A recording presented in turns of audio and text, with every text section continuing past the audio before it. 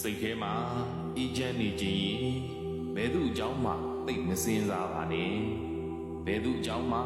သိအာယုံမဆိုင်ပါနဲ့ကိုဘဝကိုပဲအာယုံဆိုင်ပါဘယ်သူအကြောင်းမှအာယုံမဆိုင်တော့တဲ့အချိန်ကအေးချမ်းဆုံးအချိန်ပါကိုဘယ်သူတွေဘယ်လိုထင်မလဲဘယ်သူတွေဘယ်လိုမြင်မလဲဘယ်သူတွေဘယ်လိုပြောမလဲဆိုတာတွေကိုသိမစင်စားပါနဲ့သူများကိုအာယုံဆိုင်ဖို့ထက်ကိုသာအာယုံဆိုင်ပါကိုလည်းဘာမှမဟုတ်သလို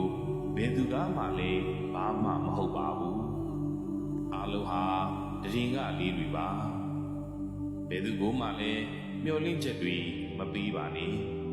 ဘယ်သူစီကမှလည်းဘာကိုမှမမျောလင့်ပါနဲ့